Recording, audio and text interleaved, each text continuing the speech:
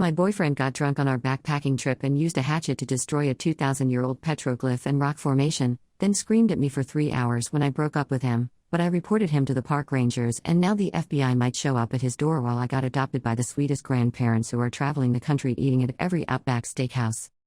Posted by you/throwremail.com. We are currently waiting for our shuttle service back to our car, and I think I'm going to have him drive me to the nearest airport so I can fly home because I can't stand the idea of being around him for 3 days. We went backpacking in a national park. It was really his first time doing anything like this, and he was a pain in the butt from the start. He brought way too much booze and almost no water, and the springs we planned on catching were almost all dried up. He could have passed had we not found one that was good. On the day we found the spring, he decided the smart thing to do was to drink all his booze and fill bottles up with water. But he got so drunk. I told him I didn't like it and he was scaring me. His answer to this was to take out our camp hatchet and not only destroy a 2,000-year-old petroglyph, he also broke off several of these little lava rock knolls that were all over the place. I was disgusted and I packed up and started hiking out. He caught up to me the next day, and I broke up with him on the spot.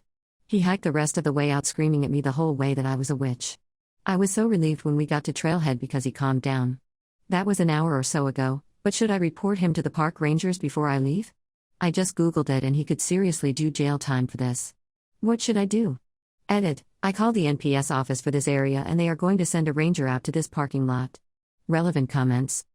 Commenter 1, yes, report him. Side note, breaking up with an unstable man can be extra dangerous when alone in the woods. Ops response, yeah, no kidding. He screamed at me for almost 3 hours on our hike out.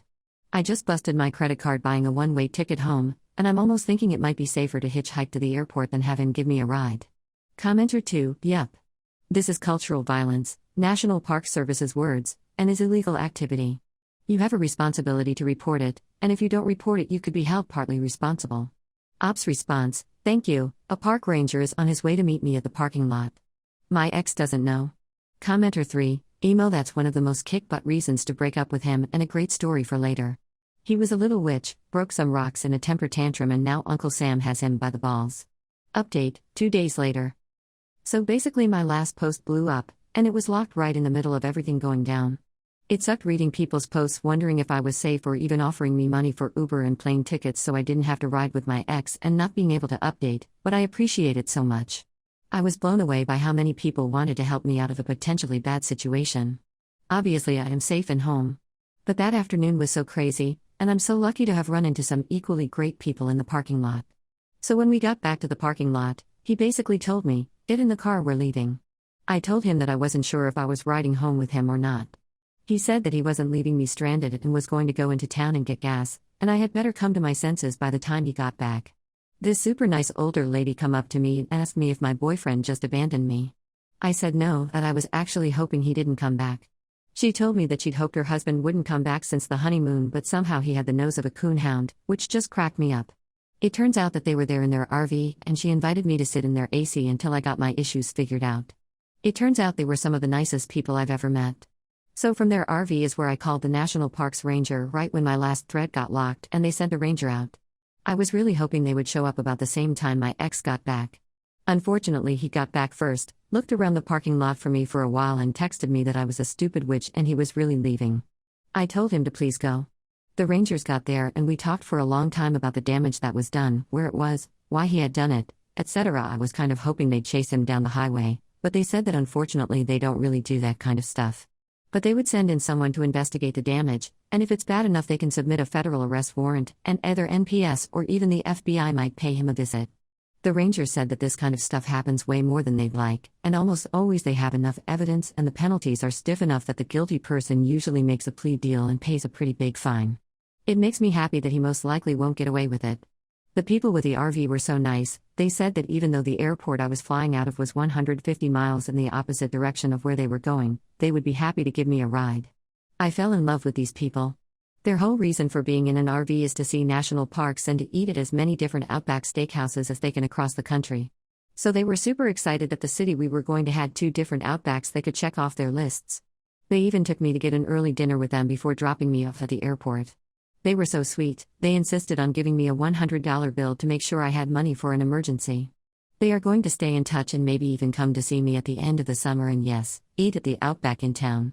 So that's really it. I'm sick about introducing my ex to backpacking and confirming he's a piece of trash by doing damage to irreplaceable art and nature. But I'm also glad I'm safe. I dropped a whole bunch of dead weight and got some awesome honorary grandparents out of it. Relevant comments. Commenter 1. I know this started off as a fairly bad situation to be in, but good God, those people sound wholesome as heck. Retired older people living life really are the best. Glad you managed to get out of this mess and actually relax a bit before flying out. Ops response. I know, they were so charming. They got married during college, share each other's passions, laugh the whole time they were together.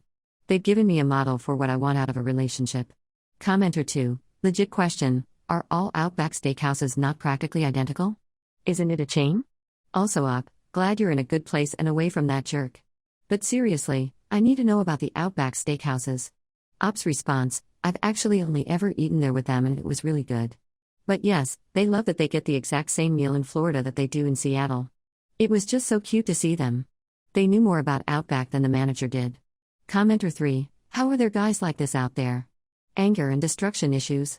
Where do they come from, and how do they continue to find girlfriends? Glad you made it out okay. The old couple sounds cute as heck. I love the hound scent joke. Hope this didn't spoil your love for hiking and are able to get out there soon with a new boyfriend to share it with.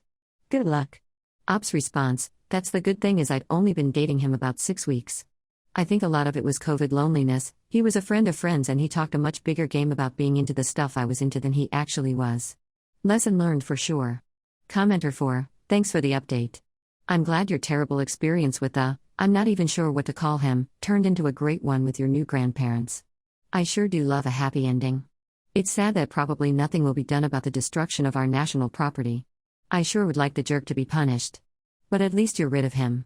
Ops response. The ranger said they actually take it very seriously, so they will do all they can and he said most people are caught if there's a witness.